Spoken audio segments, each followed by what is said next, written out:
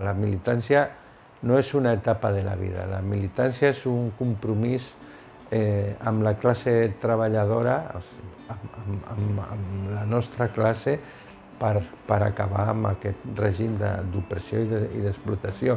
I això dura tota la vida.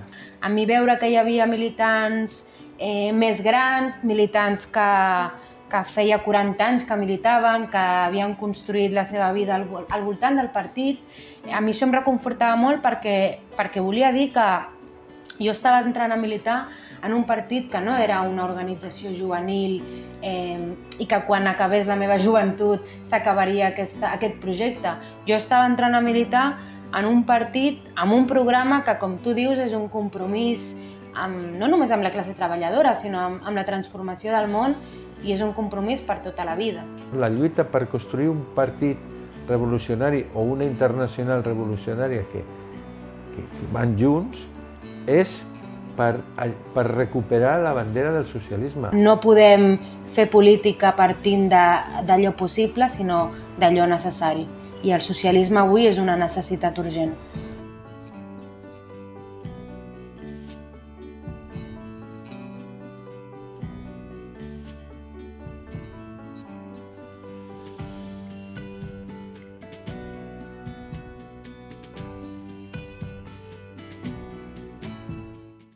Corriente Roja surge como una agrupación interna dentro de Izquierda Unida, en la que hay distintos partidos y grupos.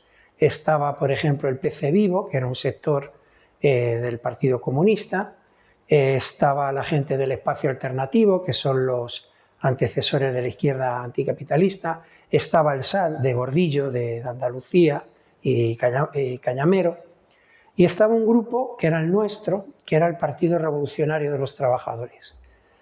Esos fueron la gente que en el año 2002 constituimos Corriente Roja como una corriente interna de Izquierda Unida. Entre el 82 y el 2002 lo que hubo fue un sector del PRT, éramos lo que en el argot de los trotskistas se llamaban los morenistas, ¿no?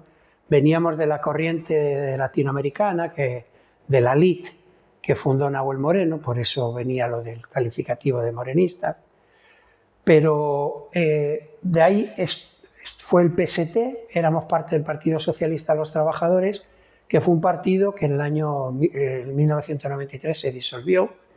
Eran los momentos de la caída del muro de Berlín, del fin del socialismo real, y como tantos sectores de la izquierda, la dirección del viejo PST sucumbió, ¿no?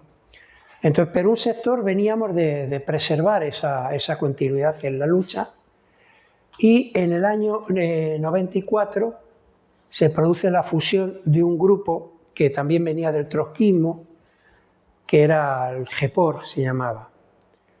Y ahí nos fusionamos y constituimos el PRT.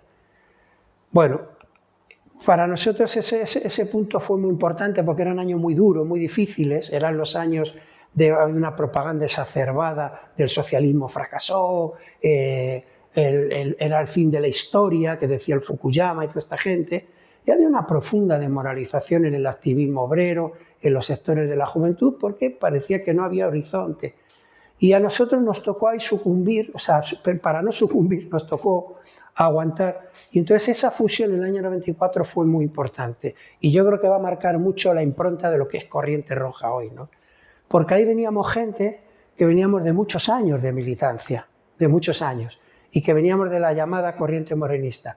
Pero venían también otros compañeros, como por ejemplo Tania Mercader, Guillerma, que era gente del GEPOR. En realidad veníamos de tradiciones, entre comillas, muy distintas, ¿no? Porque sí, es verdad, lo eran. Pero había un elemento en común que fue clave para nuestra historia, que de alguna manera era el trotskismo obrero. Era la gente que había hecho pie en la clase obrera con toda la modestia del mundo, y ahí empezábamos a juntar fuerzas. Ahí vino, incluso se incorporó años después gente que venía también de otra corriente, como Felipe Alegría, es decir, entonces esa parte del PRT venía de esa tradición y fue la que mantuvo el partido hasta que en el año, sobre todo en el año ya 94, en su fundación, empezamos a ver que en medio de esa debacle, de ese aluvión oportunista que empezaba a recorrer el mundo, teníamos que ver cómo hacíamos pie en la clase obrera, cómo insertábamos a nuestro partido ahí, porque la gran crisis que se había abierto del estalinismo generaba esa reacción, pero también habría otra posibilidad enorme, que era la reorganización en las filas obreras. Fueron los años de la aparición de los críticos en comisiones obreras, de la crisis de los aparatos que habían controlado el movimiento obrero, que lo habían tenido aprisionado y que habían hecho objetivamente muy difícil que los trotskistas hiciéramos pie en la clase obrera.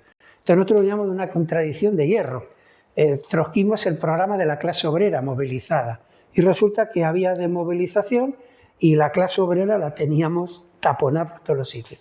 Ese fue el gran mérito del PRT y el PRT en ese empeño en el año 97 da un salto que es ingresar en Izquierda Unida precisamente por una razón, no porque tuviéramos ninguna expectativa en la dirección de Izquierda Unida ni que Izquierda Unida fuera a cambiar, sino porque justamente ahí se acumulaba una gran parte de ese activismo obrero, que era el que estaba empezando a rebelarse contra la burocracia, los críticos, etc. Y a nosotros nos parecía que era muy importante poder acompañar ese proceso, como así fue. Y entonces pasamos a formar parte de Izquierda Unida y en el año 2002 se empieza a confirmar ese diagnóstico con la aparición de Corriente Roja, como digo, como agrupamiento interno. ¿Qué es lo que sucede? Ahí en el año 2000 empieza a haber movilizaciones muy importantes, estudiantiles, con el tema de la LOU. Hay hechos impresionantes, como fue el famoso tema del Prestige y la movilización del Nunca Más en Galicia. Comienza un movimiento portentoso contra la guerra en Irak. Y al calor de eso se va calentando el país, viene para abajo el descrédito del gobierno de Aznar y también las tensiones dentro de Izquierda Unida. Y en el 2004 se produce el triunfo de Zapatero y dentro de Corriente Roja se produce la primera eclosión, es decir, porque la dirección de Izquierda Unida vuelve a la de siempre, a la que hoy estamos viviendo, no era una novedad, de querer ser el brazo izquierdo o el ala izquierda del PSOE, el asesor, el que cubre su flanco izquierdo. Y eso genera una crisis enorme y todo un sector de Corriente Roja resolvimos romper con Izquierda Unida y constituirnos como organización independiente.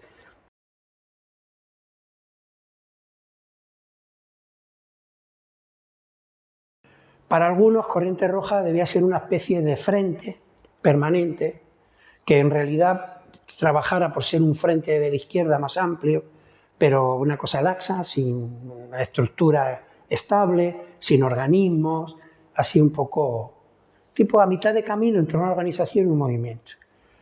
Y otros que opinábamos que no se podía enfrentar la situación sin ir dotando a esa organización de un programa, de objetivos, de una estructura democrática, de ir organizando a lo mejor del activismo.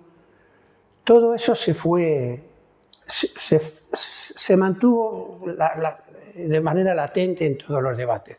Fueron años muy complicados porque si recordáis en esos años o habéis leído en esos años, en el año 2008 estalló la crisis económica, que dio una vuelta a todo. Y entonces comenzaron huelgas, comenzaron luchas. Fue un proceso también de mucha crisis del régimen. Por ejemplo, son los años donde se aparece la ley de partidos, se ilegaliza a los partidos vascos, a una parte de los partidos vascos.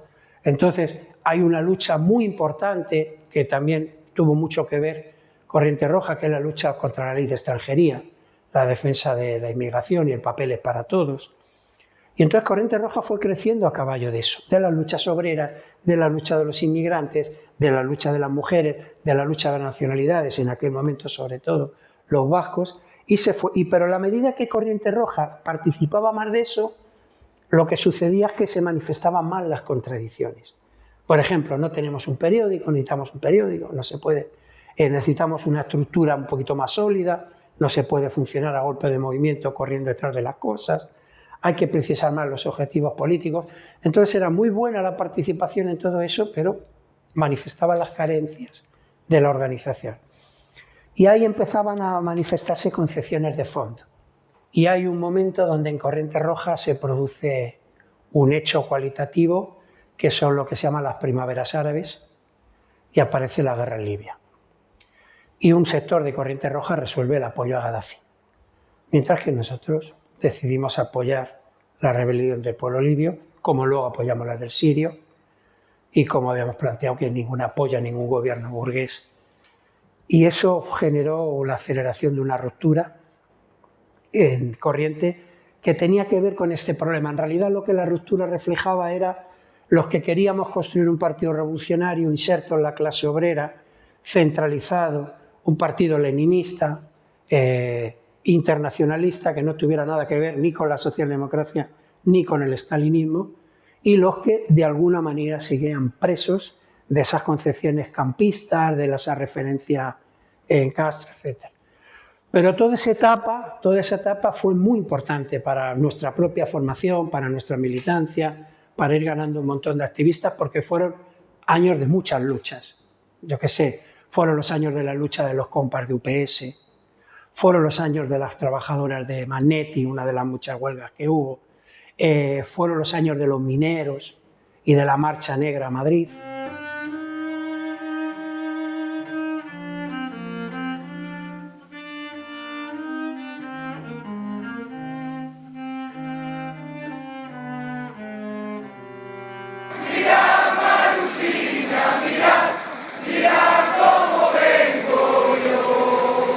Hasta que ya en el año 2011 se convoca una conferencia, visto que no había acuerdo en estos temas, nosotros resolvimos que la resolución del tema tenía que ser una resolución. Cuando digo nosotros me refiero a los compañeros y compañeras del PRT, planteamos que la única solución era ir a un congreso, ir a lo que se llamaba el encuentro estatal, y que fuera el congreso el que resolviera qué proyecto de organización se quería. Y en el año 2011 el otro sector, el que estaba más vinculado a Chávez, al castrismo, resolvió no acudir al encuentro y el Congreso, el encuentro estatal que se llamaba, resolvió constituirse como organización política independiente, ¿no? Y ahí se votó una resolución que fue muy importante. Nosotros éramos trotskistas, éramos del PRT, teníamos esa formación, pero es verdad que Corriente Roja era mucho más que nosotros. Y había que ser muy respetuosos con las compañeras y los compañeros que venían de otras tradiciones, que compartían muchísimas cosas, por eso íbamos a seguir juntos, pero ellos no eran trotskistas y no eran de la lid, por supuesto. Y entonces el encuentro resolvió abrir una etapa, inicialmente de un año, si hiciera falta se prolongaba, donde se discutiera el problema este del carácter internacional, porque todo el mundo coincidíamos en que no era posible construir un partido nacional si no era en el marco de una internacional. Avanzar en el proceso de construcción de Corriente Roja exige, por tanto, asumir conscientemente su vinculación a la tarea ineludible de todas las revolucionarias de construir un partido mundial para la revolución socialista. Se trata, por tanto, de poner al servicio de esa colosal tarea nuestras modestas fuerzas. Es en base a estas consideraciones que el sexto encuentro estatal de Corriente Roja resuelve solicitar su ingreso en la Liga Internacional de los Trabajadores, Cuarta Internacional. Había un dicho que era todo trotskista es divisible por dos, ¿no? Que era, bueno, ahora creo que la gente que viene de la tradición estalinista no tiene mucho que decir, ¿no? Pero en realidad es una verdad a medias, de estas que tiene una parte de verdad y una parte de falsedad. Porque toda nuestra historia es una historia, es verdad, de rupturas, pero también de fusiones. Por ejemplo, el trotskismo vuelve a levantar cabeza en el Estado español en los años 70, finales de los 60, comienzo de los 70, donde aparecen distintos grupos y mucha gente de la nuestra, de los veteranos y de las veteranas, hablo, de los poquitos, mucho, cuando digo mucho me refiero de los que quedamos, de ese puñadito que ya tenemos nuestros años, venimos de esos años últimos de la transición, en realidad de los últimos años de la dictadura, para ser exactos, de los años 70, periodo que transcurre entre el 70 y el 75, que muere el dictador, ¿no? Y que es la gente que encara la transición en medio de una situación súper explosiva socialmente y con la clase obrera en el centro de esa situación y con un montón de gente que éramos una generación de gente muy joven, que habíamos entrado a la fábrica muy jóvenes y que éramos parte de toda esa lucha. Toda esa gente que al final, en los años finales de los 70, acabamos militando en distintas organizaciones. Como he dicho, nosotros venimos de la tradición de la LIT, de la tradición de Moreno, pero en ese grupo también venía, como antes me he referido, los compañeros que venían de la Liga Comunista. Era la gente que enfrentábamos la traición que se preparaba con la transición. Pero creo que el proceso más complicado de los años 80 no fue solo la traición de lo que supuso la transición aquí, sino la llegada del primer gobierno socialista, entre comillas, del gobierno del PSOE, que encaró la mayor debacle sobre las condiciones de los trabajadores que habíamos conocido. Son los años de la aprobación del Estatuto de los Trabajadores, de las reconversiones industriales, donde las fábricas se cierran. Son los cierres de los Altos Hornos, de Sagunto, de Vizcaya, son el cierre de los astilleros en Astano, en Galicia, en Naval, en el País Vasco. Bueno, ellos fueron los que acometieron, en nombre de la modernidad y de Europa, un verdadero escabechino entre la clase obrera, ¿no? Y la gente que en el 94 nos encontramos en esa fusión, en realidad éramos la gente que había tenido que resistir desde los años finales de la dictadura la traición de la transición y esa reconversión industrial que fue un auténtico calvario que hoy estamos pagando, porque es en nombre de entrar en la Unión Europea, de aceptar el papel que le correspondía a España de la División Internacional del Trabajo, donde la industria quedaba para Alemania y quedaba para Francia, se mandó a miles y miles de trabajadores a la calle y fue el inicio de toda la precarización que después hemos ido arrastrando. Aquella gente fuimos los sobrevivientes de toda esa lucha, que fue muy dura, porque hubo lucha. No es verdad que se hiciera todo eso sin resistencia de la clase obrera y de la gente que entonces éramos más jóvenes. La historia de nuestra corriente es la historia de la confluencia también de mucha gente, que vinimos de tradiciones distintas con un elemento común: la pasión por la clase obrera, por la lucha obrera y por construir una organización internacional. Digamos que, aunque veníamos de cosas distintas, esa pasión era común y fue por lo que hizo más sencillo el que acabáramos unificándonos.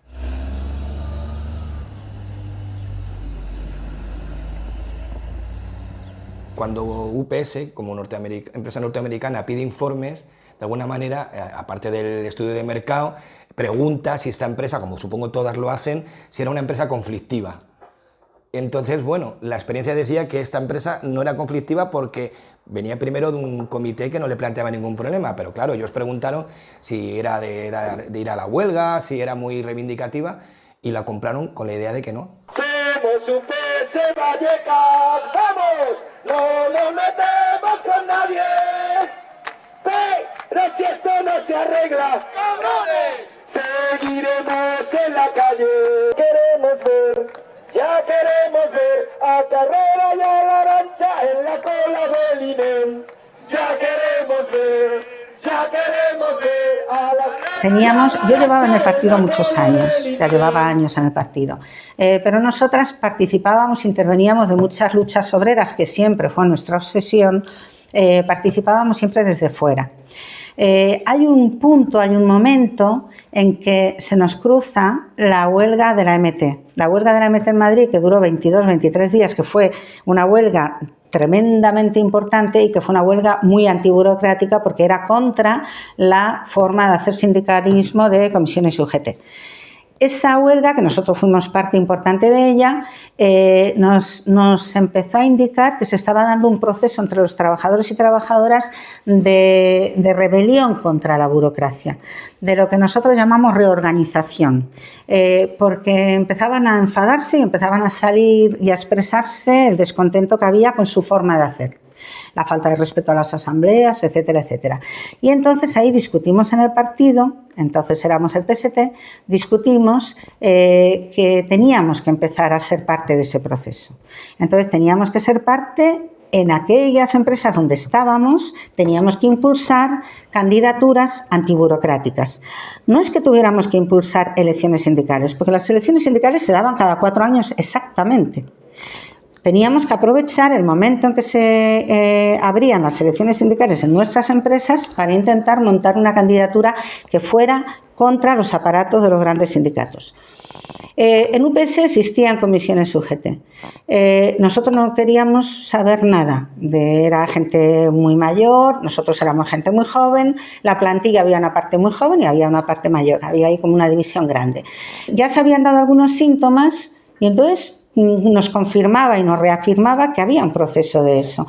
Y entonces decidimos que había que impulsar una candidatura que era contra las candidaturas de comisiones obreras y de UGT. Y la única persona militante del partido que estaba en la empresa era yo en aquel momento, por supuesto apoyada por muchas compañeras y compañeros del partido. Empezamos a impulsar ese trabajo y empezamos a montar clandestinamente, porque había que hacerlo así, porque era frente a unos aparatos que tenían peso y aceptación por parte de la empresa. Empezamos a montar una candidatura de gente muy joven, muy nueva, que jamás en la vida habíamos participado de lo que tenía que ver con elecciones sindicales, que era una cosa distinta. Ya no valía solo criticar lo que se hacía mal, sino empezar a aprender a dirigir otro tipo de forma de hacer sindicalismo en la empresa. Yo siempre lo resumo en lo mismo, ¿no? Yo, por lo menos, no tenía claridad de lo que queríamos, sabía más o menos que había que mejorar, pero lo que tenía claro lo que no queríamos, lo que nos espantaba de todo aquello que era el comité antiguo, de gente que llevaba un montón de años allí, que eran parte de la empresa. Yo era un comité amarillo, con las siglas de comisiones, pero un comité que obedecía a lo que... y de UGT, y que obedecía en realidad a lo que la empresa le iba marcando en cada momento, y los trabajadores éramos meros espectadores, sin más. Bueno, el resultado fue extraordinario. Esto fue como en noviembre del año 90, o sea, por eso decimos que tenía mucho que ver con lo que había pasado y estaba pasando en la MT, en el metro, ya empezaban a haber síntomas cada vez más evidentes de enfado con la burocracia, y nosotros, como nos tiramos al ruedo, salimos con muchas ganas, con mucho entusiasmo, y entonces apoyándonos, esto lo tuvimos clarito desde el primer día, no solo por lo que transmitíamos el partido, sino también porque la gente que se montó alrededor de esta candidatura se montó ya sobre esta base, el respeto a las asambleas. Aquí no se hacía absolutamente nada sin contar con las trabajadoras y trabajadores. Eso era como la seña de identidad fundamental.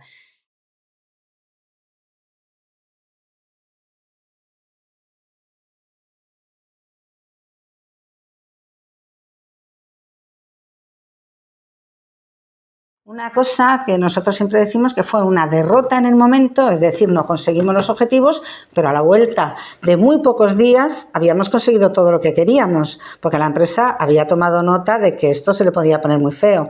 Entonces, siempre decíamos que hay veces que las luchas se ganan a posteriori, aunque la primera impresión sea que se ha perdido. No hubiera sido posible ni un día de huelga si no tenemos a los compañeros y las compañeras del partido detrás. Eso lo digo con absoluta seguridad, porque primero era yo sola la que estaba. Yo tampoco había tenido ninguna experiencia sindical de dirigir. Habíamos estado de apoyo, de tal, pero dirigir no. La candidatura que habíamos montado era una candidatura, como dice Antonio, con muchas ganas, sabiendo muy bien lo que quería, pero no lo que no quería, pero qué es lo que quiero y cómo lo hago, eso no teníamos ni idea. Y si no llega a estar el partido sujetando que no nos cayéramos esa misma noche, yo podía tener un poquito más de convicción porque la tenía de más cosas, ¿no? Pero si no es la sujeción del partido, la confianza en los trabajadores, el que el partido insistiera en lo que en la teoría siempre decíamos, nuestra clase, con ellos hasta el final. Bueno, si no llega a ser por eso, probablemente esa noche rompemos la huelga nosotros mismos, porque nos daba miedo. Es que en realidad no había ningún referente, porque cualquier amenaza, cualquier mosca que pasaba por aquí te decía, puede ser verdad, yo me meto para adentro. Entonces había gente que era el partido, que había vivido otros conflictos, venían incluso muy recientemente desde la MT, y de alguna manera el salir o el estar en la calle con gente con más experiencia que te decía, tranquilidad, esto puede ser una amenaza, no os preocupéis, las huelgas siempre es así, porque lo normal de una huelga es, nos van a despedir al día siguiente, ya verás al día siguiente cuando entremos a trabajar, nos van a pasar factura. Bueno, pues eso hay que aguantar, toda esa presión. Evidentemente ni nos hayamos enfrentado la mayoría de nosotros a la policía, y esa tuvo el ingrediente hasta que nos tumbaron, ¿no?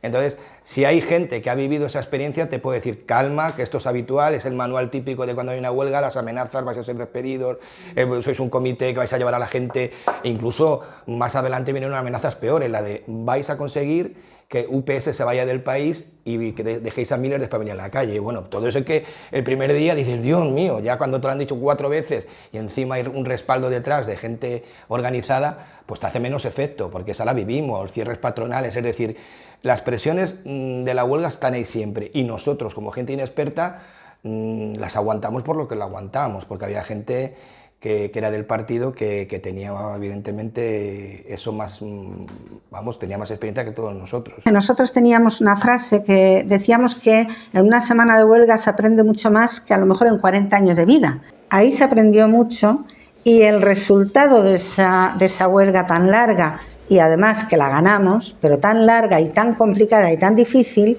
fue que el partido creció. Había algo superior, que había otro sitio donde poder salir a la calle y luchar por reivindicaciones que no se limitaban ya solamente al día a día, y yo creo que eso fue muy importante. Y ahí entran también más compañeros del partido, porque yo creo que empiezan a darse cuenta de la importancia del partido, de que hay que dar un paso, que hay un paso más allá, ¿no? De que estar en el comité, de estar en el sindicato, porque además las reivindicaciones son mucho más amplias, y si el partido no hubiera estado detrás, yo estoy convencido de que nosotros nos hubiéramos limitado a un sindicalismo en la propia empresa, además íbamos cosiendo ciertas cositas, la cosa iba bien, ¿no? En cambio yo creo que desde el partido se nos enseñaba que había que salir para afuera, que había más mundo que UPS Vallecas, ¿no? Que había otros conflictos, que había otras luchas.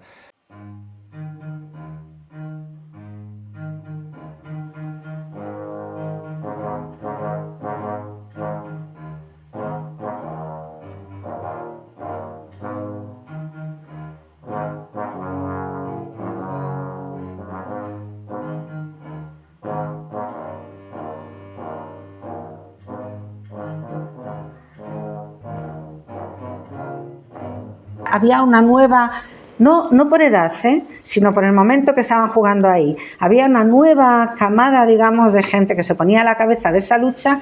En un cuartucho que teníamos allí con la empresa en unas condiciones penosas, se construyó el lema de se puede.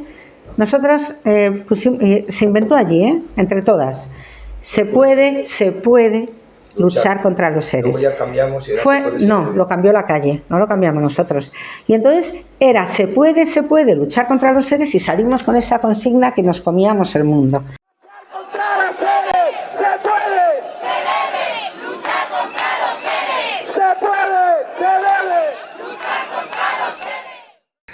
Siempre decimos la de los seres del 2008 al 2014, que son 6 años, pero la lucha fue de casi 30, yo qué sé, 20 y muchos años que entramos en el comité. O sea, la lucha fue enorme, que es verdad que la más intensa fueron los últimos años, y el conflicto acabó con una asamblea, como no podía ser de otra manera, unánime, donde votamos todos a acabar el conflicto.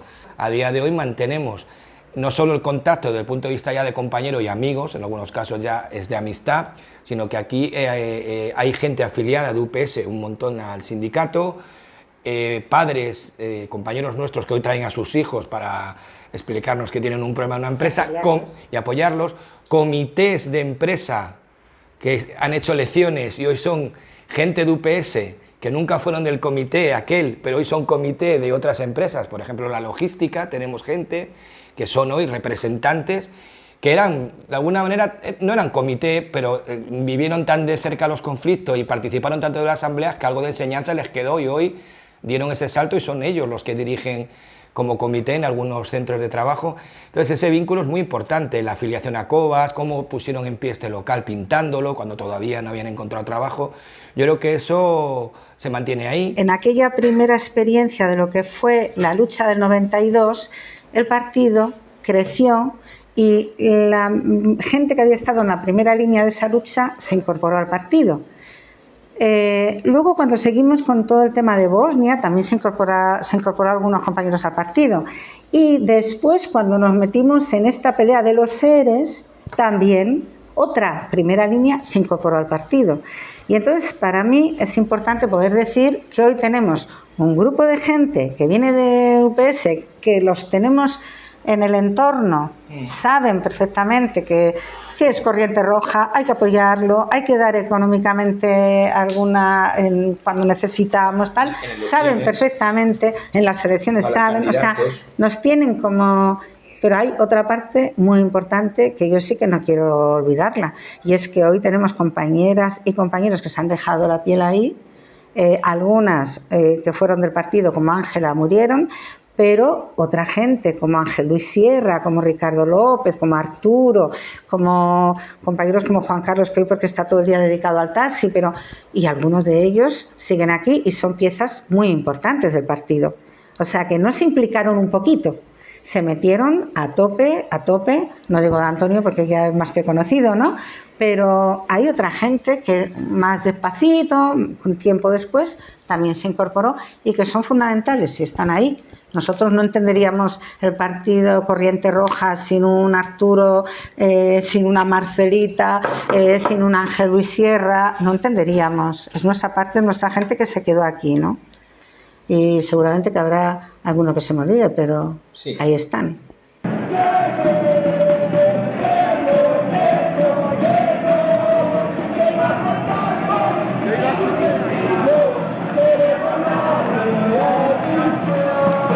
La decisión de adherirse a la LID por parte de Corriente Roja tenía que ver con una consideración general fundamental, que era la necesidad de la revolución socialista como única salida a un sistema que no solamente amenaza la existencia humana, amenaza la naturaleza y nos conduce a la barbarie, ¿no?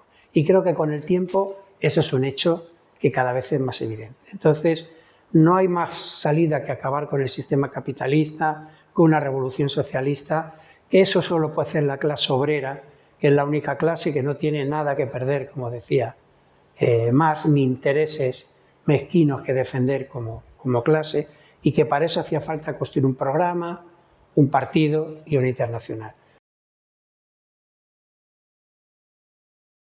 Nosotros adheríamos a un partido mundial que, lejos de autoproclamaciones, es decir, nosotros somos la dirección revolucionaria, etc., era el compromiso de luchar por eso, por construir un partido revolucionario a nivel mundial, un partido centralizado democráticamente, pero sabiendo que en esta lucha, donde el oportunismo, el aluvión oportunista impera por todos los lados, también hay compañeras y compañeros, muchas, y especialmente gente más joven, que viene hacia posiciones revolucionarias, pero que hay que disputarlas con todo ese reformismo.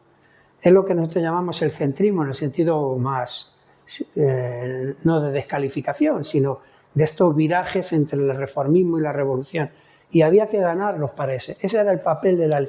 Y eso fue determinante para ganar a compañeros y compañeros que no eran de la LID, pero entendían cuál era el papel de esa LID y por eso votaban porque Corriente Roja adhiriera a esa internacional. Creo que eso es una parte muy importante de por qué la LID y sobre todo el método con el que la LID abordó, en este caso el PRT, abordó el ganar a toda esa gente. Y hizo posible que siendo minoría, porque eso también hay que aclararlo, el PRT éramos minoría dentro de Corriente Roja, al final la mayoría de Corriente Roja que resolvió en el encuentro votó por la adhesión a la LID.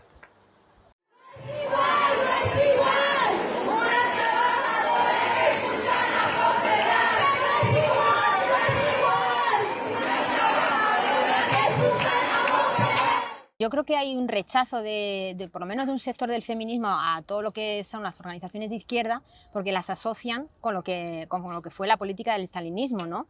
Y porque en realidad sí que ha habido toda una influencia del estalinismo en las organizaciones de izquierda. Yo creo que, aunque ahora mismo se niega o se desconoce la historia, es verdad que hay una gran parte de la izquierda que está influenciada por el estalinismo, porque realmente lo que fue la contrarrevolución política que llevó a cabo Stalin en la ex Unión Soviética, después de eso, toda la política del estalinismo, además de que hizo retroceder mucho derechos que las mujeres habían conseguido en los primeros años de la Revolución Rusa, también ejercieron una opresión brutal sobre los sectores LGBTI o sobre las nacionalidades oprimidas en todo el mundo, ¿no?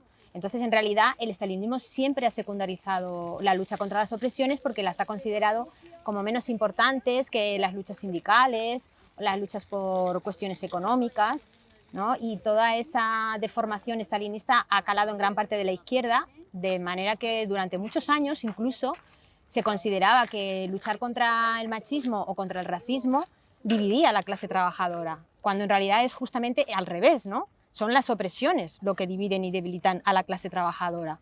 Por eso nosotras, las revolucionarias y los revolucionarios, siempre decimos que la lucha contra las opresiones es un principio y que además se tiene que dar esa pelea antes, durante y después de que la clase trabajadora tome el poder.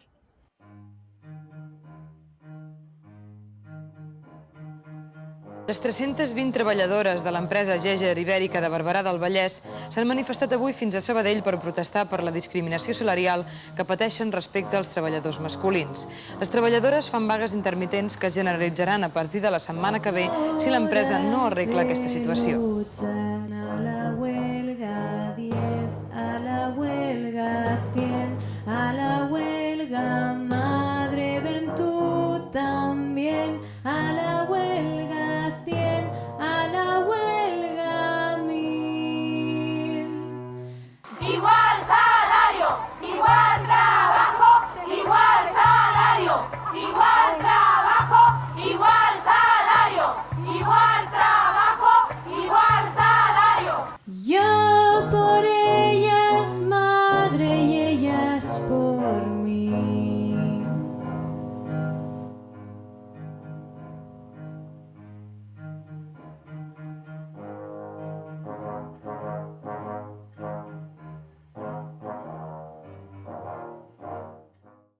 Lo único que tenéis que hacer es entrar a trabajar el lunes. Lo único, porque no pone que sean los hombres. Todo el que entre tiene esas mejoras. Y no pone que renunciéis a nada, porque como es dirigida a los hombres, no plantea que renunciéis a nada. Entonces, ¿qué pasa? Que no se podía enterar la empresa que nosotros íbamos a trabajar. Porque si nosotros estábamos en la huelga, no queríamos que la empresa nos rompiera la huelga. Teníamos que decidirlo nosotros que dejábamos la huelga. Pero la empresa no se podía enterar, porque si se enteraba la empresa, la carta la rompía antes del lunes. Entonces nos reunimos de forma clandestina, dirigidas por el partido, por supuesto, en una iglesia, en Canrul, con 40 mujeres, partido y las simpatizantes, las más significativas, y que pudieran hablar unas con otras, y entonces dijimos, mira, pasa esto. Esto es un convenio, pero no se puede enterar la empresa, porque si no, antes del lunes rompe la carta. Y si rompe la carta no hay nada. Entonces lo que sí que tenemos es que organizarnos de tal manera de no dejar entrar a los hombres en 5 minutos. Decidir si entramos a trabajar o no, y los trabajadores, los hombres, ya dirán que sí, y las mujeres las tenemos que convencer para que entren. Por lo tanto, cada una que hable con 10, 12, 12, 13, tal, pero el mismo día, no antes, para que no les dé tiempo a la empresa a hacer ninguna cosa. Tuvimos una sardinada el domingo en la puerta de la fábrica y todo lo que le decíamos es nosotros nada, nuestra huelga, nosotros no renunciamos a nada, como si no ocurriera nada, ¿no? Y al día siguiente ya estaba todo organizado, con el partido organizado y tal, quién se pone aquí, quién se pone allí, quién no, tal. La empresa estaba totalmente tomada, pero tomada, una empresa de seguridad estaba por los tejados, por las ventanas, para grabar todo, porque contaban con que habría un enfrentamiento entre los hombres y las mujeres. Era la forma de así despedirnos a todas las mujeres y tal que fuéramos a forzar. Y entonces ya se organizó de tal manera que dejamos entrar al abogado de la empresa, al gerente y al jefe de personal, y después ya se cerró con brazos, o sea, digamos, gente del partido y los más avanzados, de mujeres, y la gente del partido, de hombres. Hicimos una asamblea de 5 minutos. Hay esto es un convenio, está dicho por el abogado y por lo tanto es un convenio. Claro, a mí la gente me tenía mucha, pero ya habíamos estado hablando desde las 5 de la mañana, unas con otras y tal, ¿no? Ahora, lo único que tenemos que hacer es entrar a trabajar, y el primero que entra es el comité de empresa. Aquí ni un hombre entra siquiera más que el comité de empresa primero, ni jefe ni nada. Y entonces no nos dejaban entrar, porque ellos eso no se lo esperaban. Habían concentrado a los 3 turnos de la empresa para que los hombres pudieran entrar todos, y a todas las mujeres también para que el enfrentamiento fuera superior. Y entonces ya grabándonos a todos con palos y con todo tinglado, ¿no? Claro, se quedó que no, que teníamos que ir a desconvocar la huelga a Barcelona si queríamos entrar a trabajar. Nosotros habíamos hablado con la Guardia Civil, fue la Guardia Civil la que nos ayudó a que pudiéramos entrar. Nosotros habíamos ido a hablar con la Guardia Civil para que viniera esa mañana. Y vinieron de, mire, tome nota de que la empresa no nos deja entrar a trabajar cuando tenemos esta carta que dice que cualquier trabajador que entre le tienen que aplicar esta carta. Y nosotros dejamos la huelga. No, si ya está, pues ya la dejamos y ya está. Y entonces entramos todos, los 3 turnos, y no tenían para dónde ponernos a trabajar. Estábamos los 3 turnos allí. Y eso consiguió que tuviéramos 4 años convenio sin renunciar a nada.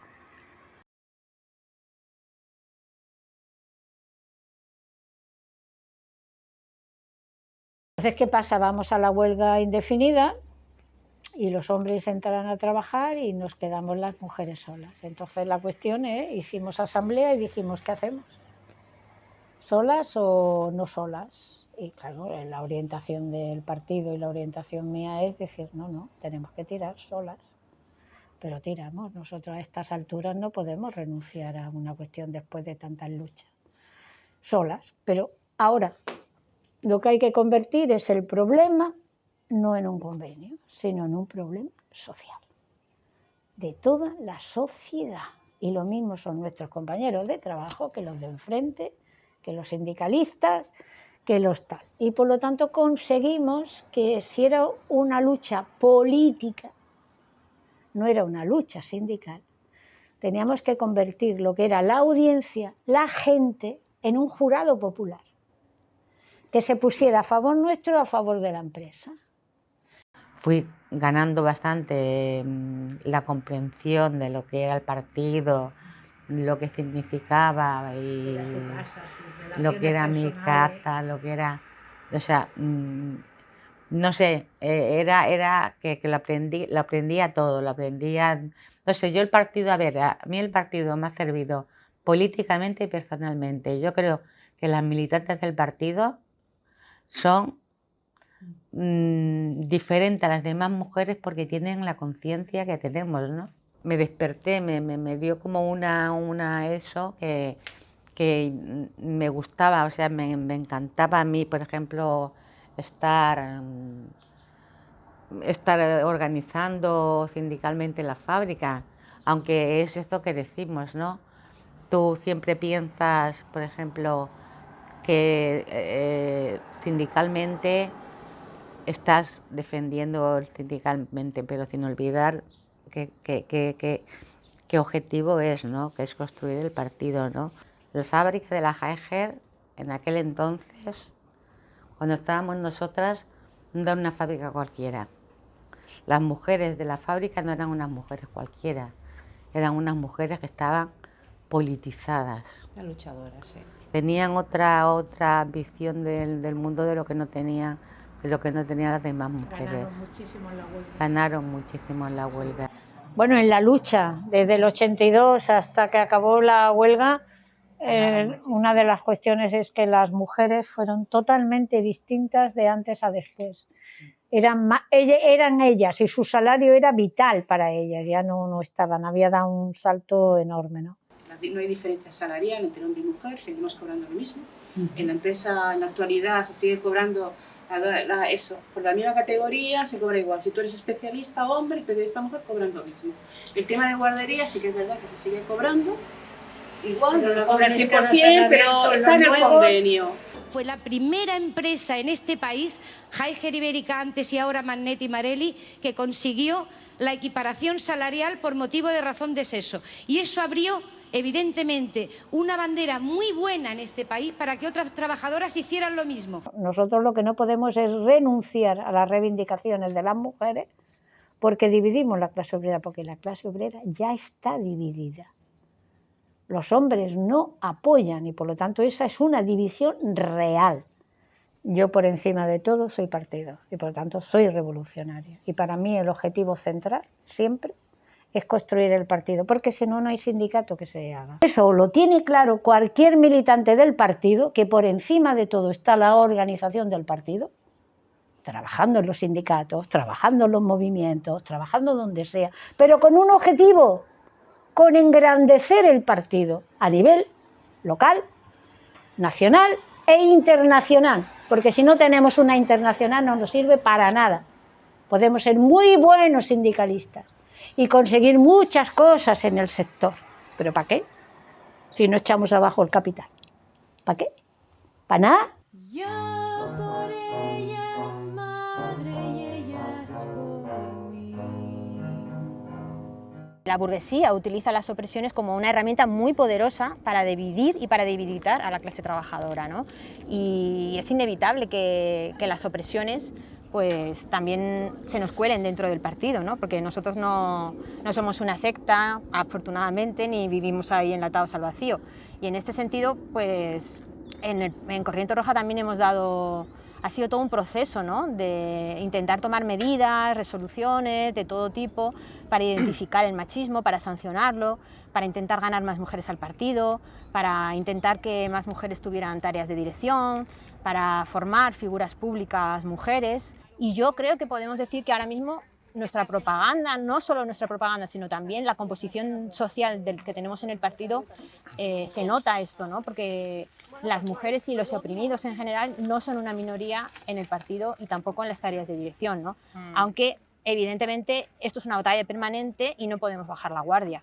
Yo, precisamente por haberme formado en la militancia dentro de Corriente Roja y por lo expuesta que ha estado Corriente Roja, ¿no?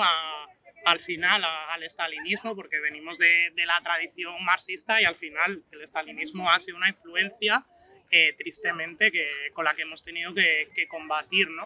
Yo llevé a cabo mi transición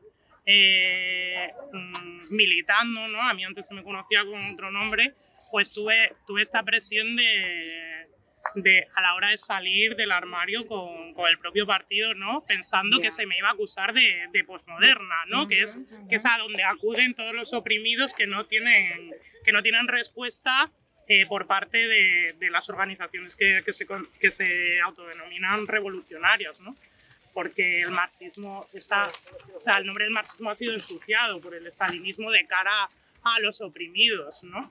Entonces yo tenía ese miedo de que por la otra parte, ¿no? Por la parte obrerista, por la parte más influida por el estalinismo, pues se me acusase de qué me estás hablando, eres una posmoderna, las personas trans no existen, ¿no? Es impensable un mundo sin opresiones donde haya una clase explotadora y una clase explotada, ¿no?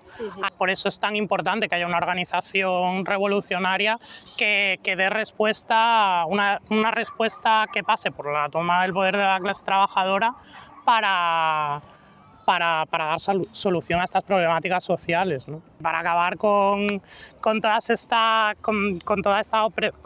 opresiones, el racismo, el machismo, la LGTBofobia, es necesaria la toma del poder de la clase trabajadora, que es la única clase social que puede acabar con la explotación, ¿no? Y por ende con la opresión.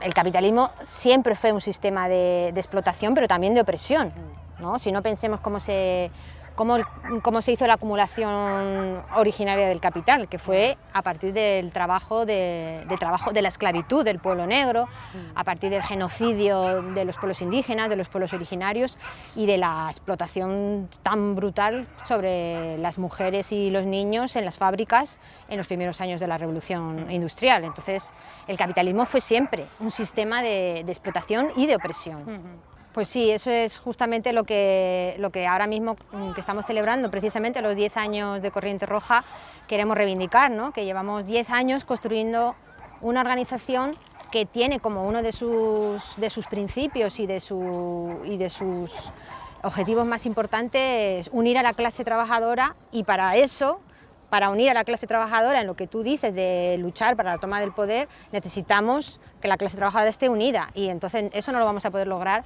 si no colocamos en el centro la lucha contra todas las opresiones, no solo el machismo, sino también el racismo, las LGTB-fobias, la opresión nacional, el racismo, todas ellas que están ahí pues justamente para dividirnos y para que la clase trabajadora no tome conciencia de su fuerza y del poder que tiene para cambiar este mundo que vivimos, que es un mundo que cada vez nos lleva más a la barbarie, un mundo con una opresión cada vez más descarnizada y con una explotación brutal. Y ese otro mundo con el que soñamos y por el que luchamos y por el que trabajamos todos los días desde Corriente Roja se llama socialismo, ¿no? Que es un mundo en el que merezca la pena vivir, un mundo en el que todos tengamos los mismos derechos y responsabilidades, pero que respetemos y abracemos nuestras diferencias. Tenemos que seguir luchando en las calles, en los puestos de trabajo, en los institutos y universidades para acabar con el racismo institucional que sigue empezando. Hay un periodo que va desde nuestro congreso en el 2012, yo diría por poner una fecha hasta el 2014-2015, que es un periodo que es el periodo que antes me he referido de las primaveras árabes, es un periodo de luchas muy importantes de la sanidad, de los mineros, bueno, y en ese periodo había que hacer todo, es decir, construir un partido en el sentido partido revolucionario, como nosotros hablábamos, internacionalista, significaba poner en pie todo, poner en pie las finanzas, poner en pie locales, el periódico, la estructuración de la militancia, la formación, es decir, fue un trabajo muy arduo. Y hacerlo todo eso además al calor de las propias luchas, no por fuera, porque el partido es una herramienta, eso es un lema que parece que muchas veces se olvida. Un partido revolucionario es una herramienta para la revolución, un fin en sí mismo. Entonces tú lo que construyas los tienes que construir vinculado a tu clase, vinculado a la juventud, vinculado a todas esas luchas. Bueno, fue un trabajo arduo en ese tema. Hasta que ahí aparece un fenómeno político de primera magnitud, que es el fenómeno de Podemos. Y yo creo que el fenómeno de Podemos, que a tanta gente entusiasmó y a tantas ilusiones despertó, nosotros desde el primer momento entendíamos que era aprovechándose de esas ilusiones y de ese empuje de la gente que había salido a la calle a cuestionar la Constitución del 78, la crisis económica, el no nos representan, en el PSOE, PP, la misma mierda es. Toda esa gente que salía a la calle había que canalizarla hacia el redil del régimen y de las instituciones y de las elecciones fundamentadas, como todas las elecciones en este país desde el año 78, bueno, ya de antes de la dictadura, en leyes profundamente antidemocráticas. Y ahí se abrió un momento muy difícil para Corriente Roja. Pero no en particular para nosotros, se abrió un momento muy complicado para la clase obrera y para la juventud, porque volvió a ser el enésimo fraude, la enésima traición. De nuevo, ahí se abría otra transición posible que fue frustrada, ¿no? por los dirigentes de Podemos, y en mucho, porque además muchos de ellos su origen era eso, del estalinismo, ¿no? Venían del Partido Comunista, la juventud comunista, y volvieron a repetir las de siempre. Entonces no era fácil, porque aquello era una oleada de entusiasmo, ¿no? de ilusiones, ¿no? En realidad siempre la lucha, nosotros decimos siempre la lucha es muy compleja. Si tú vienes a prometerle a la gente que hay que luchar y a decir hay que luchar y hay que organizarse, y hay otro que viene prometiendo que le va a arreglar la vida, le va a solucionar todo, le va a arreglar las cosas, pues sí, en general el discurso del otro Suena como, digamos, como más cómodo de entrada, ¿no? Luego acaba siendo como los vendedores estos de crecepelo, que en realidad te van vendiendo humo, ¿no?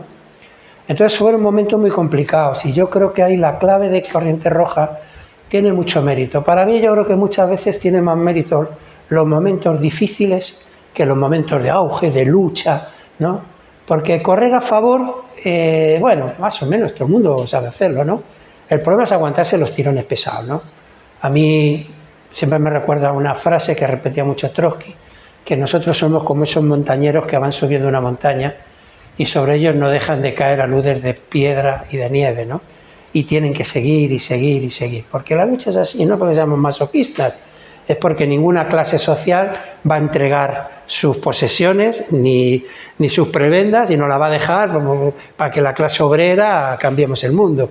Va a ser una lucha y una lucha sin cuartel y una lucha tenaz, por eso la lucha es muy complicada. Y en esa complicación, ¿cuál era el problema? De que el aluvión este oportunista del fenómeno Podemos arrastró por delante a muchas organizaciones, que de hecho algunas desaparecieron, otras quedaron ahí dentro de Izquierda Unida, dentro de Unidas Podemos ahora y antes de Podemos. Fue una gran fuente, hay que decirlo, es decir, fue una gran fuente de colocación. Es decir, el régimen no solamente vence matando, reprimiendo, a veces, muchas veces, cooptando para el sistema y para el régimen. Entonces, el fenómeno Podemos significó puestos de trabajo en ayuntamientos, de asesores, diputados, por unos cuantos miles, ¿no? Y fue cooptada toda esa vanguardia. La universidad pasó, muchos que no tenían futuro en la universidad pasaron a ser asesores, coach o como lo quieran llamar, de todo este invento, ¿no? Y ahí había que no sucumbir. Y Corriente Roja, yo creo que hubo 3 cosas básicas que nos mantuvieron, ¿no? O más, yo diría 3. Una que siempre es clave, ¿no? Ser fiel a los principios, fiel a tener claro por qué luchas. Nosotros siempre hemos dicho, nosotros no somos un partido que queremos el poder ni regalado. Nosotros queremos que gobierne la clase obrera, que la clase obrera se autodetermine, que cambie esta sociedad, que acabe con la explotación de los seres humanos. Y si no es la clase obrera quien hace eso, nosotros no queremos el poder ni regalado. Entonces no tenemos, si hay que acompañar ese proceso, se acompaña. Entonces ser fieles a esos principios fue clave siempre, pero además yo creo que hay esas 3 cosas en las que me refería, ¿no? Una, no perder pie con la clase obrera. Y en eso fue clave todo el trabajo de construcción de Cobas, de meternos en la clase obrera, de ayudar a organizar la rebelión contra la burocracia, de ayudar a la lucha o a la resistencia frente a la crisis, una tras de otra. Y en eso fue clave, que Corriente Roja estuviera ahí y se ganara el respeto junto a su clase, junto a su gente. Creo que el otro fue el papel en la juventud y alrededor del tema más difícil que se dio en todos los últimos años del régimen, que fue el problema de Cataluña. De una organización que supo estar no en Cataluña solo, en todo el Estado, defendiendo el derecho de Cataluña a decidir y acompañando la decisión en aquel momento del pueblo catalán de su independencia, de la formación de su república. Y después acompañándolo contra la represión, ¿no? Eso generó toda una camada de militantes, de mujeres, de hombres jóvenes que se incorporaban a Corriente y que fueron la savia nueva para nuestra organización, ¿no?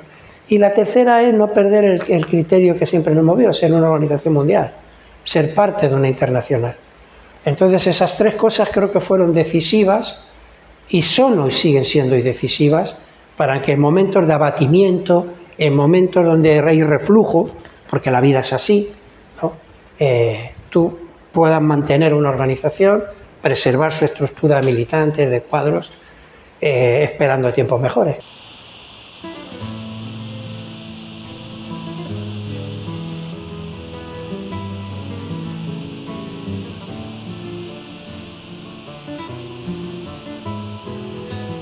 En mi caso, me llegó una notificación de la Guardia Civil que me tenía que presentar en el cuartel, que tenía que hacer declaración, porque se me acusaba de fraude a la Seguridad Social.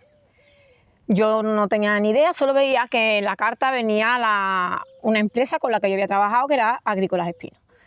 Yo voy al cuartel el día que se me citó, Y allí conocí a varias chavalas que había coincidido con ella en el trabajo, alguna que otra vez, no, y me imaginé que estaban por la misma causa que yo.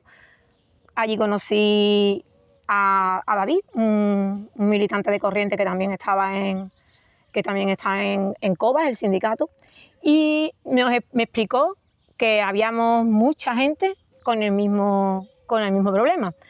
A nosotros no nos habían dicho simplemente que nos presentáramos allí, yo no llevaba abogado, yo no llevaba a nadie, entonces él nos asesoró, nos dijo que deberíamos de ir con un abogado o reclamar un abogado de oficio. Tuvimos que esperar a que viniera ese abogado, ya que como a nosotros no nos habían avisado ni nos habían dicho nada, pues ninguno íbamos todas igual. Y nos tomaron declaración y ya nos explicaron que nosotros se nos acusaba de haber estado cobrando el paro sin haber trabajado, de haber comprado peonales para poder echar la renta agraria. Entonces nosotros empezamos a tener contacto primero con COBAS, empezamos a tener contacto porque nos asesoraban, nos decían qué pasos teníamos que dar, porque realmente nos estaban tratando como que éramos delincuentes y no nos daban la opción a defensa.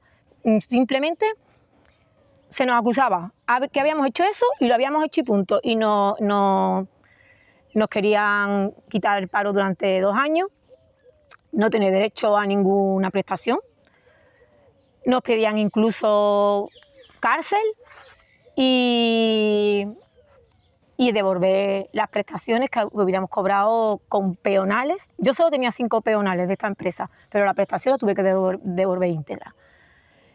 Y nada, entonces ahí empezamos con las movilizaciones. A raíz de ahí conozco Corriente Roja, empiezo a reunirme con los militantes, a ver que es una formación que se preocupa por lo que es la clase obrera. Que jurídicamente es verdad que estamos desprotegidos, que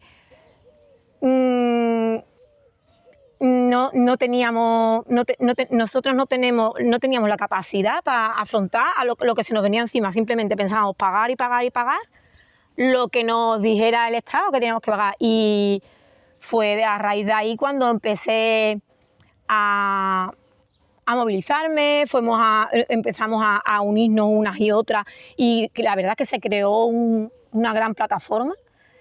Fuimos a muchos sitios, hicimos mucho ruido y recibimos mucho apoyo, tanto cuando fuimos a Madrid y Barcelona, todo el mundo se unió a nuestra lucha. Y eso fue lo que a mí me hizo involucrarme más con el partido. Con Agrícolas Espino conseguimos una lucha obrera importante y se demostró que la Unión Obrera conseguía cosas. Por lo menos en aquel caso se consiguió. Claro, mira, yo me acuerdo, por ejemplo, cuando empezó este conflicto y cuando llegó a Corriente Roja, que yo en ese momento ya era militante de Corriente Roja, para nosotros el primer objetivo era romper la resignación y esa dispersión, porque como tú dices, os llevaban como corderito al cuartelillo y eso era un proceso que estaba sentenciado antes de empezar, porque ibais todos de cabeza y ya estabais condenados desde el principio. Entonces, claro, eso que cuenta de los compañeros nuestros en la puerta del cuartelillo, justo era la desesperación de intentar contactar con la gente que estaba siendo acusada e intentar darle un apoyo y una organización. Entonces, nosotros, por ejemplo, intentábamos siempre relacionarlo y explicar, o sea, usar este conflicto en concreto, como todos los conflictos, para explicar la situación más general que había. Los jornaleros y las jornaleras sois temporeros. Justo ahora cuando estamos grabando esto, tú ahora mismo no estás trabajando y estás empezando la siguiente campaña. Y entonces, con la lucha que hubo, especialmente a finales de los años 70 y durante los años 80, se consiguieron que hubieran ayudas públicas que sirvieran para que la gente jornalera, esas campañas que no estaba trabajando, pudiera sobrevivir con un mínimo de dignidad. A los grandes terratenientes los riegan con miles de millones solo por tener las tierras, incluso si las tienen improductivas, y sin embargo contra la gente que tiene una ayuda pública de poco más de 400 euros para sobrevivir, se le persiguió judicialmente de esa manera.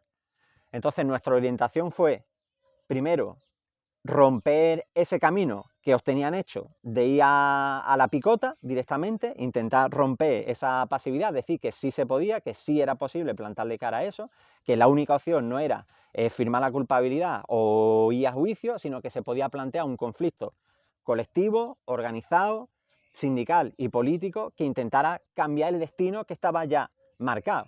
Y bueno, yo creo que el resultado, pues como tú decías, fue correcto. Se pasó de tener un conflicto en el que estabais prácticamente condenados de antemano a llegar a la solución, porque en realidad era completamente injusto. Pero si no os unís, si no hay esa movilización, allí pasáis y nadie se entera, penáis lo que tengáis que penar y punto. Y eso es lo que llevan repitiendo durante 30 años en esta comarca. Agachan la cabeza. Si no te gusta, agacha la cabeza. ¿Y qué pasa? Que aquí ya se empieza a levantar la gente. Ya, fijaos ustedes cuando llegaron las primeras cartas y cuando empezaron a quitar las prestaciones como lo hicieron. Ya empezaste a levantar. Y eso es la única forma de conseguir cambiar las cosas. Porque es lo que ellos quieren. Ellos quieren tenernos en una situación acorralados, sin derecho, agachando la cabeza y dando conformidad a los abusos que ellos hacen. Por eso romper con el miedo en los tiempos que corren, tiene mucha importancia. En aquellos años las mujeres trabajaban mucho en el campo, porque es lo que digo en todas las intervenciones, nosotras somos como el recurso cuando falta mano de obra. Entonces, en aquellos años había muchas mujeres trabajando en los almacenes, también es verdad.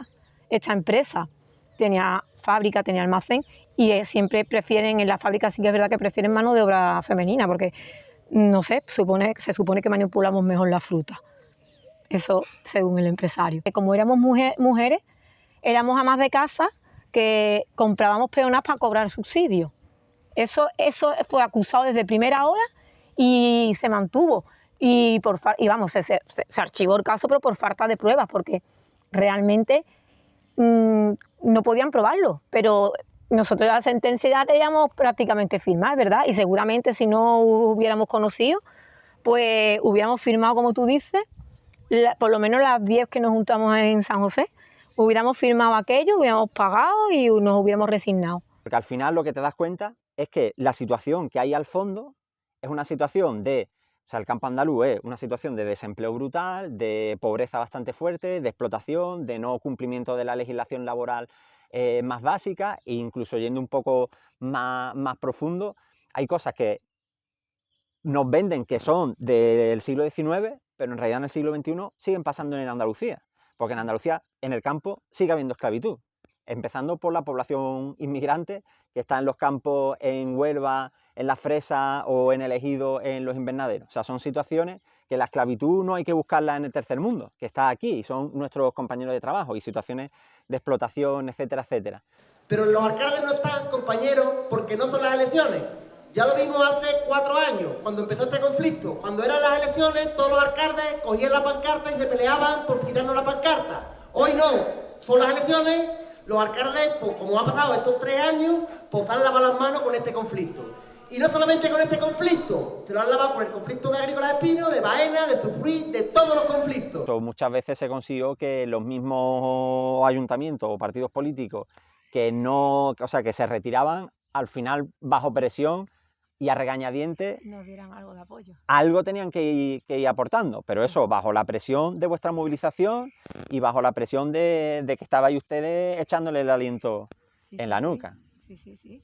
Que viéramos que la clase obrera éramos una, independientemente, hombre, mujer, raza, conseguimos que hubiera una unificación, y yo en mi cuadrilla, que pasa por varias, lo he vivido y he visto ese compañerismo y esa unión, el de ir todos a una y el saber, porque sabíamos organizarnos, digamos.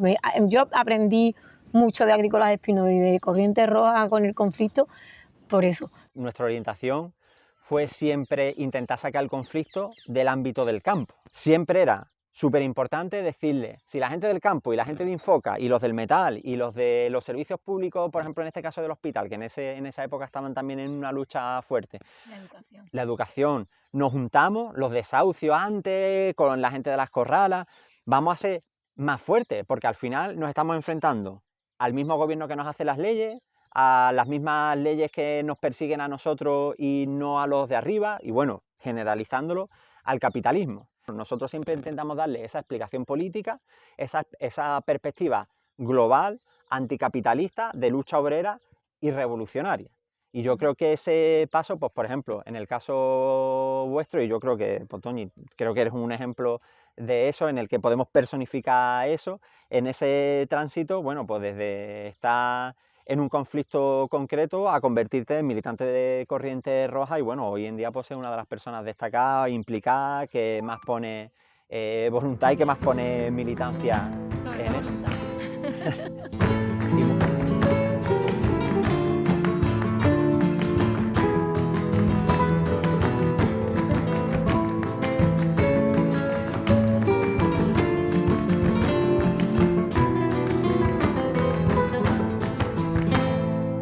La primera assemblea que vam fer aquell vespre, una de les discussions així més aferrissades de l'assemblea va ser sobre la vaga del 3 d'octubre, perquè els companys militants que estaven aquí al partit estaven a l'assemblea i van defensar allò molt fermament, que era importantíssim no construir només l'1 d'octubre, sinó a més el 3 d'octubre, que ja construir l'1 d'octubre era una bogeria per tots. I clar, ells ja pensaven en el 3 d'octubre. I jo me'n recordo que jo no acabava d'entendre aquesta dèria i aquesta força en construir la vaga i en anar a buscar que tota la classe treballadora havia de fer la vaga del 3 d'octubre i jo pensava, però si encara no ha arribat l'1 i tanta obsessió ja amb el 3, no ho acabava d'entendre. I hi havia tot un sector que jo crec que representava més la posició de la direcció independentista oficial i de fons de la burgesia catalana. De Puigdemont i companyia. Exacte. No, vaga no, perquè si volem la independència del país no podem fer mal a l'economia del país, no podem fer mal. Parlaven dels interessos de la burgesia, però clar, jo aquí encara no ho entenia tot això. I me'n recordo que hi va haver-hi com molta discussió, els companys del partit es van quedar en minoria absoluta en aquella assemblea. I en canvi, 48 hores després de la votació, majoria absoluta a favor de la vaga, defensada la vaga. Clar, després de la repressió que va haver-hi a l'1 d'octubre. Clar, però jo me'n recordo que jo pensava, o sigui, aquesta gent ho tenia molt clar des del principi. I llavors arriba el vídeo del nostre llar, de l'escola que hi ha aquí al costat. Que va intentar entrar a la policia, a l'escola on anava a votar la Forcadell. A més, molt violentament, era un vídeo molt impactant en què la policia anava a muerte i no va arribar a entrar a la porta, no va arribar a la porta perquè hi havia tota una massa de gent a la porta del nostre llar que feia fora a la policia i me'n recordo que anaven com amb les mans en l'aire que deien, no sé si deien no tenim por, dèiem no tenim por i deien estem votant, perquè la consigna era votarem, en aquell moment deien estem votant i quan va acabar dèiem hem votat. I el no tenim por també.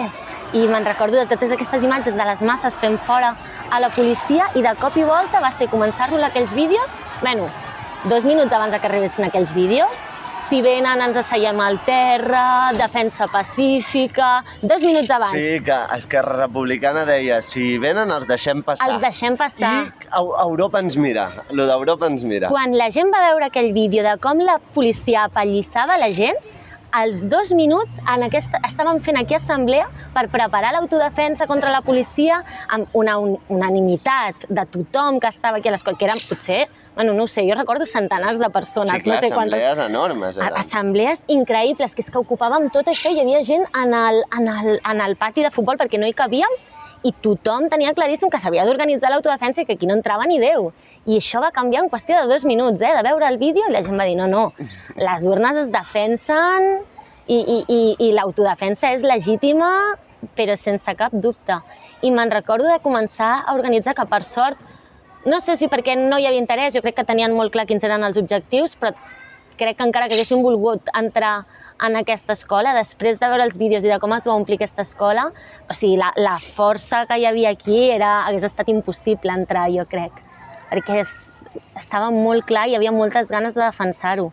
Doncs aquells dies que estàvem poc abans de l'1 d'octubre, en el partit ens reuníem diàriament per allò, per intentar veure què passaria, com construíem la defensa del referèndum, com ajudàvem als comitès de defensa del referèndum i també estudiàvem a veure què passaria, treure cartells, quines posicions, com organitzàvem la gent i enmig de tot aquest procés també me'n recordo que els comitès de defensa del referèndum es van començar a omplir de gent, Nosaltres, el nostre local, que és un local petitó, el vam cedir al barri i el local mai havia estat tan concorregut. Per allà passava tothom a imprimir, a fer pamfletos, a anar a repartir, a reunir-se, a organitzar, a fer pancartes, a guardar les coses per sortir després a pintar.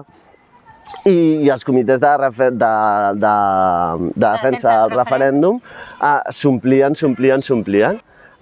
La satisfacció que et va quedar dintre de hem votat, hem guanyat, ho hem aconseguit, hem aguantat contra la repressió i hem guanyat el referèndum, jo ho recordo com potser un dels millors moments de la meva vida. En definitiva ens han imposat un estat de setge, amb mètodes propis d'una dictadura sanguinària i que de fons, vull dir, és el rostre de Franco que veiem que segueix viu més que mai. En aquest sentit, hem de dir més fort que mai que ha sigut un triomf, perquè hem assegurat el referèndum i hem votat, i això ho hem de tenir molt clar.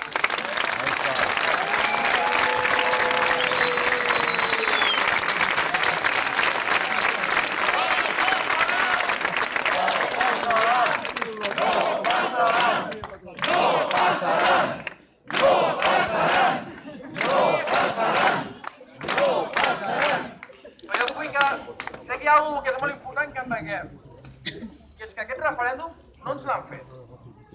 Qui ha fet aquest referèndum? Ocupant col·legis, garantint que els materials arribaven, etc. i un llarg d'esforços, sacrificis que han permès que avui estiguem aquí dient no que votaríem, sinó que hem votat, no? I en aquest sentit crec que ens mereixem un altre aplaudiment a la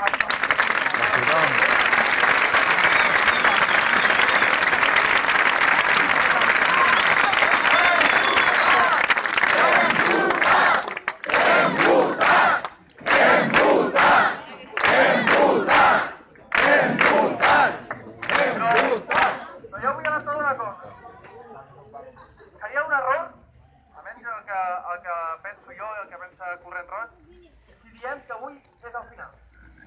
Avui és el primer dia. És el començament. El primer dia de la ruptura amb un règim. Ha de ser el primer dia per la proclamació de la República Catalana d'una forma unilateral i a partir de la vaga general del 3 d'octubre. Jo en aquest sentit us vull animar a tots i a totes a construir la vaga general perquè només paralitzant, només posant els treballadors i les treballadores davant d'aquest procés podrem trencar amb aquest règim tan podrit i tan porfraquista del 78. I en aquest sentit, un altre aplaudiment, sisplau.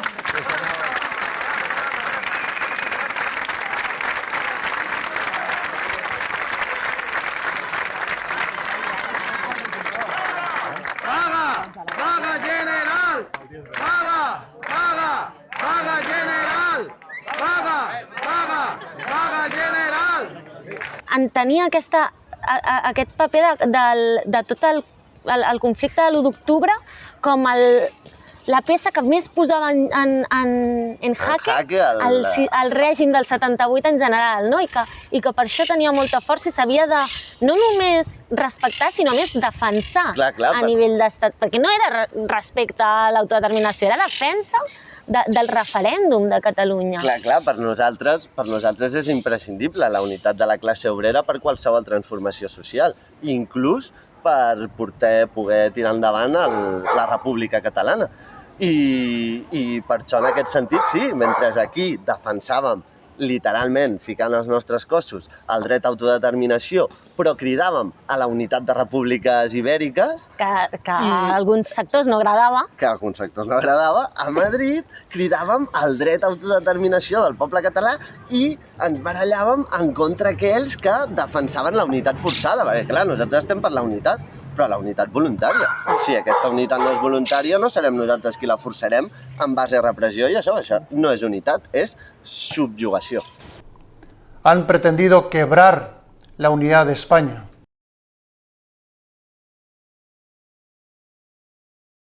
Catalunya Solución!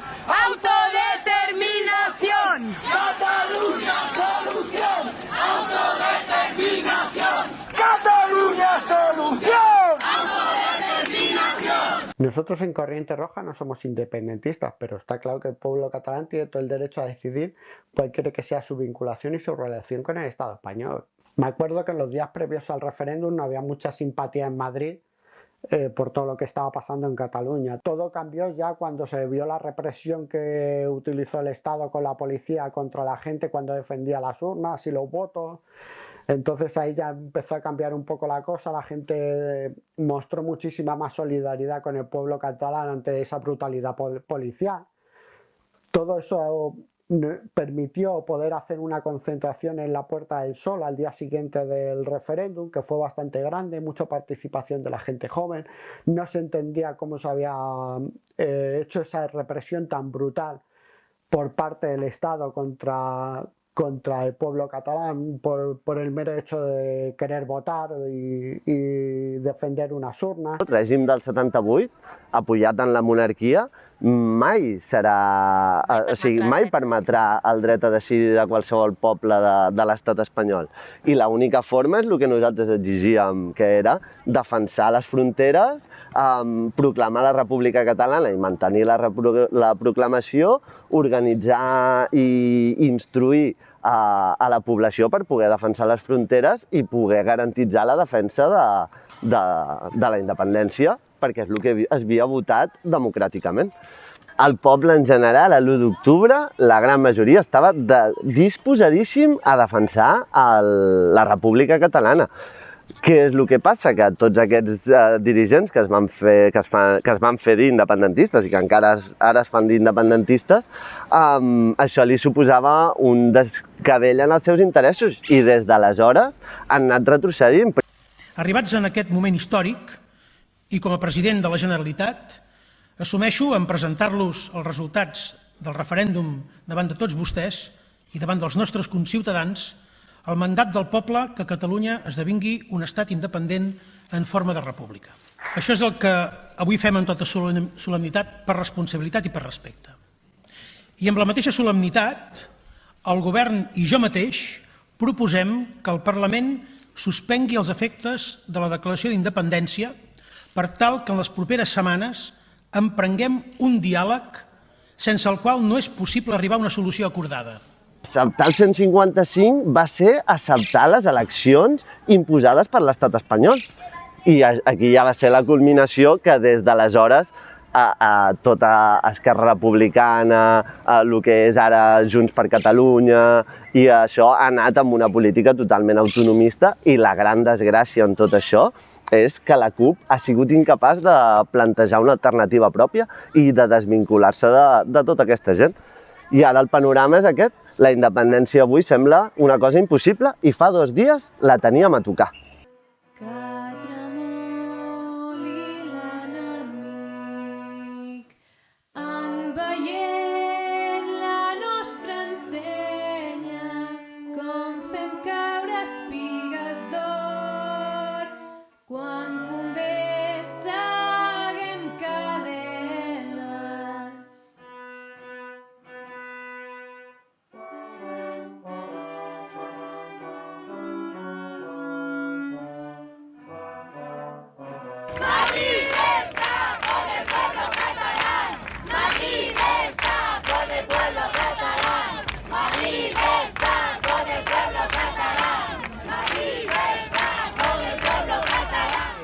Sin ánimo de ser pájaro de mal agüero, como dirían en mi tierra,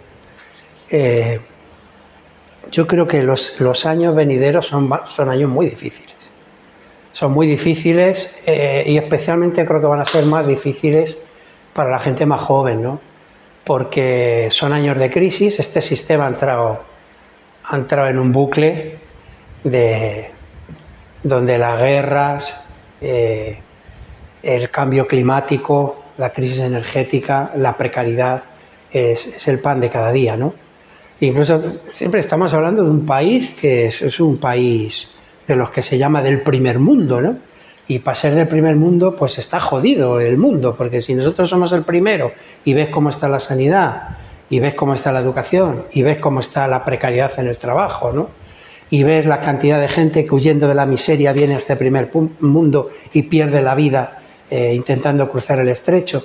Es decir, el capitalismo es miseria y el futuro inmediato augura, con la crisis en la que estamos, momentos muy complicados. La guerra, la crisis energética sobre todo, y las políticas de austeridad de estos gobiernos creo que nos van a meter en muchas complicaciones. La inflación que se come los salarios y devora los salarios. Y ellos saben, es decir, se están dando todas las condiciones de explosividad social. Y ellos lo saben, porque hay mucha desconfianza en el régimen, en instituciones. Por ejemplo, el gobierno dice, pero con todo lo que estamos haciendo, ¿cómo es posible que la gente no ganemos cada vez más votos? Bueno, porque ustedes venden humo. Entonces la gente no vive de humo, vive de todos los días. Y eso genera descontento, y genera miseria, y sobre ese terreno crece la ultraderecha, y crece el desánimo en muchos militantes, y en gente incluso que tenía expectativas. Entonces yo creo que van a ser años complicados, pero hay un dicho que dice, no está muerto el que pelea. Entonces hay algunos síntomas ya hoy día de lucha, de rebeldía en el mundo, de explosiones sociales, y yo creo que vamos a un momento convulso, de crisis por un lado, pero esperamos y deseamos de respuesta también social, ¿no?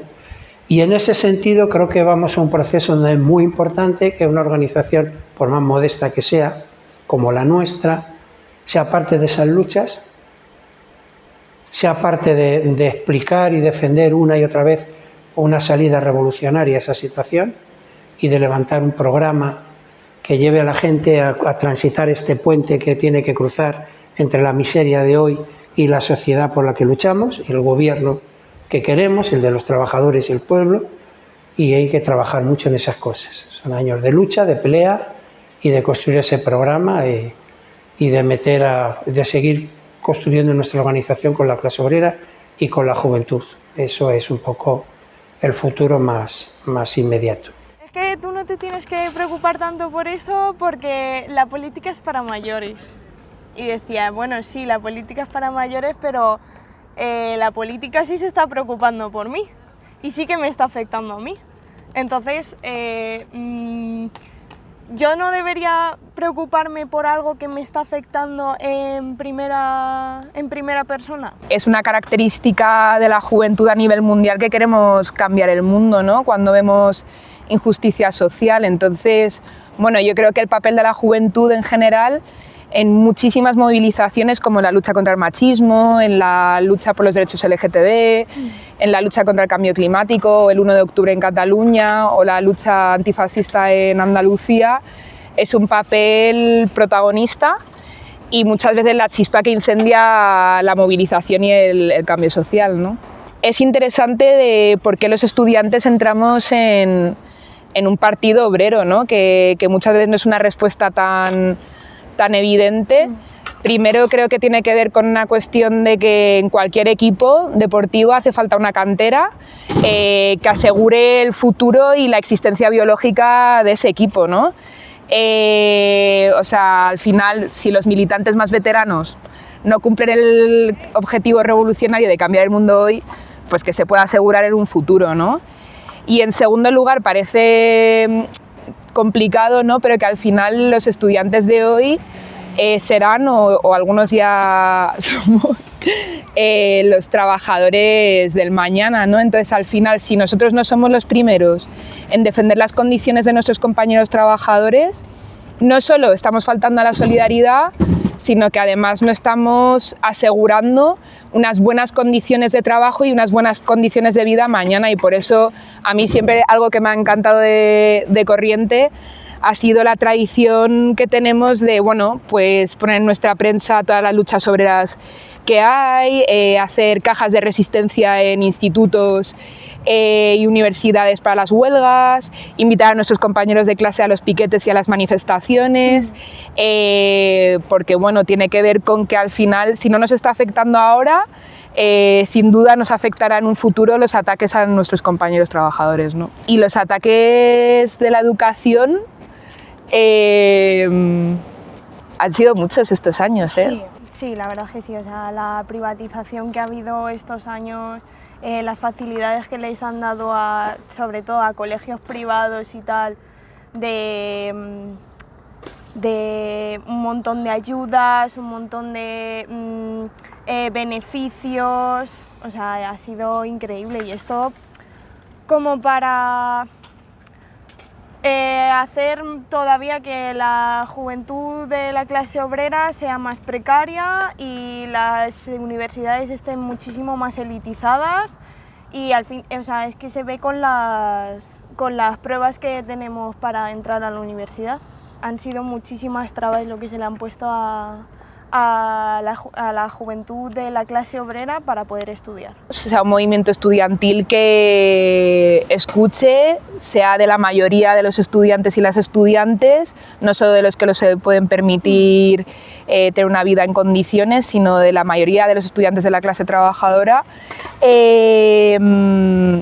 Que sea un movimiento que escuche y que haga suya las reivindicaciones más importantes por la educación pública gratuita y de calidad, ¿no? También otra cosa que creo que es bastante importante, que es una tradición nuestra, es hacer que las asambleas sean lo más representativas posibles. Al final, muchas veces en la universidad, por ejemplo, yo me acuerdo de que había huelgas estudiantiles que se decretaban desde arriba, y Corrientes siempre hemos defendido hacer pasaclases, que se votara clase por clase, que fuesen la mayoría de las estudiantes y los estudiantes que decidiesen si querían hacer una huelga o no querían hacer una huelga, que no fuese el deseo de 3 o 4 activistas los que se impusieran ahí, ¿no? Y también creo que es bastante importante en el movimiento estudiantil que masifiquemos lo máximo posible las movilizaciones, y así lo hemos defendido en la lucha contra la LOMCE, donde empezaste, en la lucha contra el 3+2, en la lucha contra el tasazo, en la lucha contra el Plan Bolonia. O sea que al final han sido un poco las estrategias y los principios que hemos utilizado siempre para defender un movimiento estudiantil democrático y de toda. La lucha estudiantil tiene que apoyar las luchas obreras, porque al final la Unión Europea tiene un mismo proyecto para un país como el Estado español, que es un país periférico y semicolonial, que es privatizar los servicios públicos y hacer negocio pues con la sanidad, con la educación, con los servicios sociales, etcétera, ¿no? Entonces, al final, la lucha de los trabajadores, por ejemplo, de la sanidad, también es nuestra lucha por defender nuestra educación pública, ¿no? Y viceversa. Entonces, al final, es una necesidad nuestra desde ya, esa unidad obrera estudiantil. La juventud tiene mucho por lo que luchar y por lo que organizarse. En los últimos años las casas de apuestas se han hecho un hueco en todos los barrios obreros, del plan de que vas andando y en 100 metros te encuentras 4 casas de apuestas y están atrayendo a los jóvenes como polillas a la luz. Y también el tema de la pandemia ha sido para la juventud, ha sido un momento súper crítico, porque se ha acentuado el tema de las depresiones, los suicidios, los TCAs también. Mucha gente, por cuestiones de salud mental o por cuestiones de desmoralización, por verse en paro, que es brutal el paro juvenil que hay, brutal. Mucha gente se ha desmoralizado y ha dejado el partido, ¿no? Y yo me he dado cuenta que al final, aunque pauses, la lucha de clases sigue y el paro aumenta y los suicidios aumentan y las posibilidades de trabajar en algo digno decrecen y los planes de la Unión Europea o del gobierno capitalista de turno siguen, ¿no? Entonces, al final, si toda esa energía no va a la militancia, va a otros lados, y va a las casas de apuestas, y va a la droga, y va a la depresión. Si no luchamos por defender nuestras condiciones de vida ahora, ¿quién lo va a hacer? ¿no? Claro. Entonces, bueno, por eso creo que es muy importante siempre estar ligada de una manera u otra a un programa revolucionario que quiera cambiar el mundo, siempre.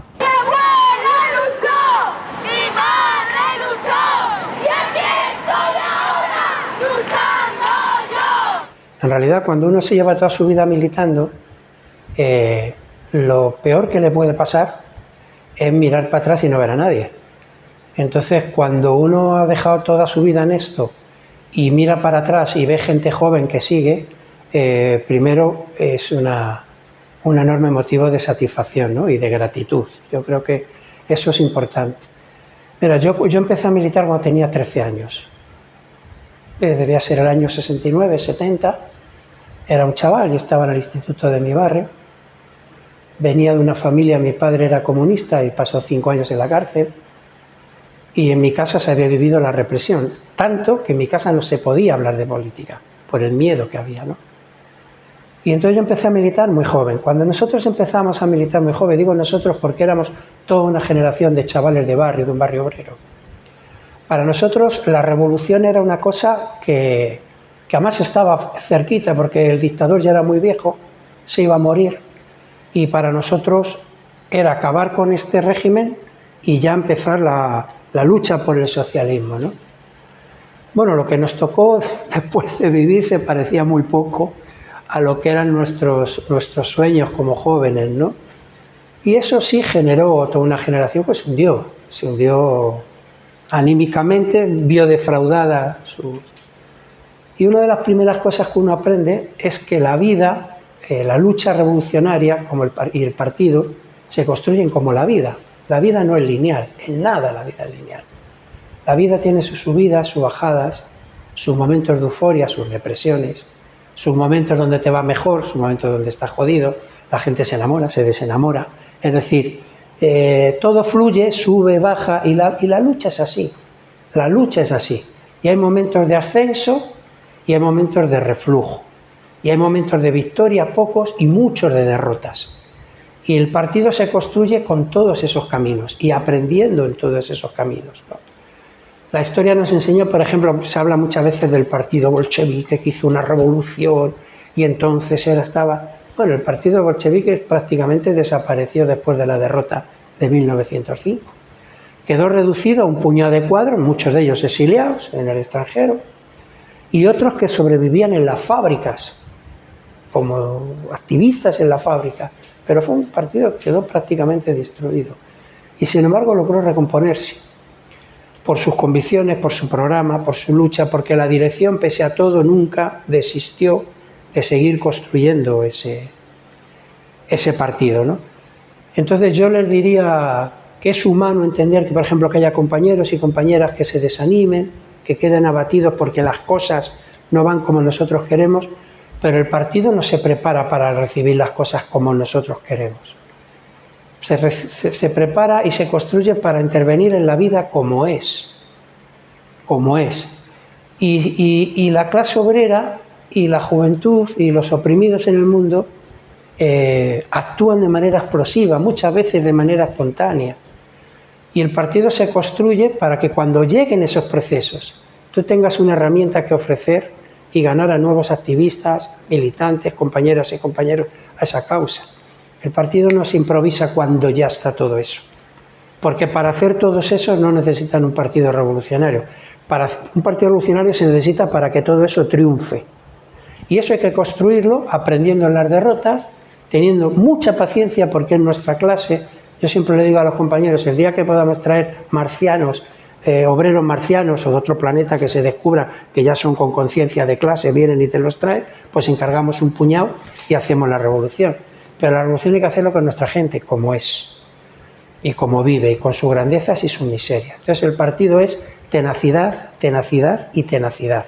Cuando vienen momentos difíciles y de abatimiento, siempre es mejor acordarse de los que fueron capaces de no sucumbir para que los que hoy estamos aquí podamos estar. Y si ellos hubieran sucumbido, nosotros no estaríamos.